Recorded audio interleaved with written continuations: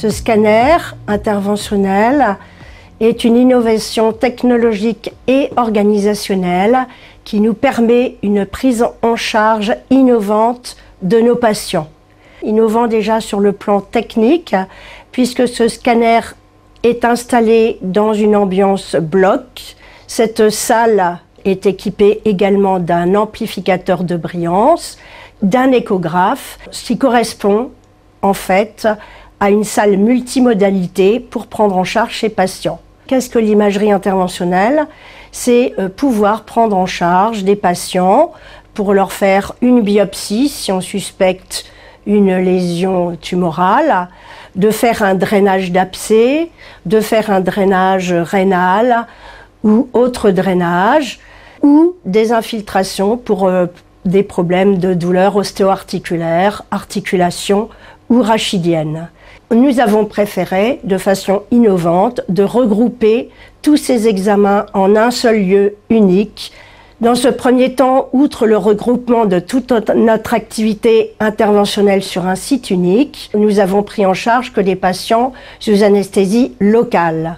Dans un deuxième temps, et notamment à partir du 27 novembre, nous allons commencer la radiologie thérapeutique, c'est-à-dire, outre le diagnostic, nous allons faire de la thérapeutique et notamment de la radiofréquence et la thermoablation de tumeurs malignes chez des patients qui ne peuvent pas être opérés.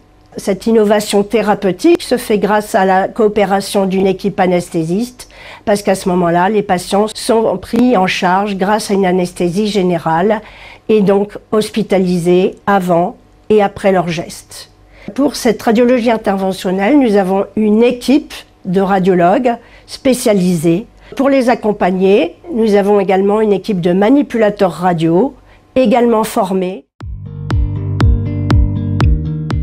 Au scanner interventionnel au centre hospitalier de Roubaix, nous réalisons des interventions ostéo-articulaires, comme des infiltrations et des arthroscanners. Ces actes sont réalisés en externe. Le patient vient de chez lui et repart chez lui après l'acte.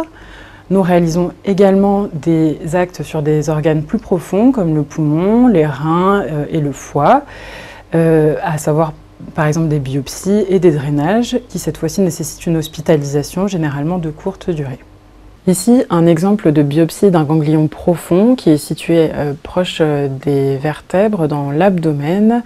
Il y avait une suspicion de cancer d'origine indéterminée avec des ganglions qui étaient pathologiques. Donc nous avons décidé de réaliser une biopsie sur un de ces sites pour avoir un diagnostic précis de la maladie. La manipulatrice prend en charge la patiente qu'elle installe sur la table du scanner interventionnel. Là, elle est prête pour l'acquisition des images scanner. Donc elle repasse dans la salle de la console d'acquisition pour faire les images. Les images de repérage ont été faites. Ici, on réalisait une biopsie d'un ganglion rétropéritonéal pour une suspicion de cancer d'origine indéterminée. Donc on voit un ganglion qui est proche de la vertèbre et de l'aorte qui est à proximité. Donc on repère le trajet pour la ponction, pour la mise en place de l'aiguille, pour venir faire le prélèvement dans ce ganglion. Donc on se prépare de manière stérile, on vient faire une détertion de la peau. Ensuite on positionne le champ opératoire qui est stérile. Et voici le matériel utilisé pour la biopsie, avec une aiguille qu'on vient positionner au contact du nodule et la seconde aiguille qui va permettre de faire le prélèvement. Donc là, on peut commencer l'intervention de biopsie avec la mise en place de l'aiguille à travers la peau, qu'on va venir amener sous contrôle du scanner jusqu'à la zone qu'on avait repérée au départ avec ce ganglion qui était proche de structures auxquelles il faut faire bien attention, donc l'aorte, puis aussi l'urtère. Donc le scanner permet d'être vraiment très précis sur la zone à cibler. Donc là, vous voyez, c'était un petit ganglion qui faisait environ 15 mm. Donc on a vraiment un ciblage très précis de la zone d'intérêt. Donc une fois qu'on a fait ça, les prélèvements sont envoyé au laboratoire d'anatomopathologie pour analyse. Je viens à Roubaix pour développer la thermodestruction hépatique. Ce traitement consiste à traiter une tumeur hépatique à l'aide d'une aiguille qu'on va placer dans le foie sous guidage scanographique pour ensuite la détruire à l'aide d'une technique par micro-ondes. Ce geste est réalisé sous anesthésie générale et est une alternative à la chirurgie. Il est considéré comme curatif, donc après ceci, le patient est considéré comme traité et peut poursuivre son traitement habituel.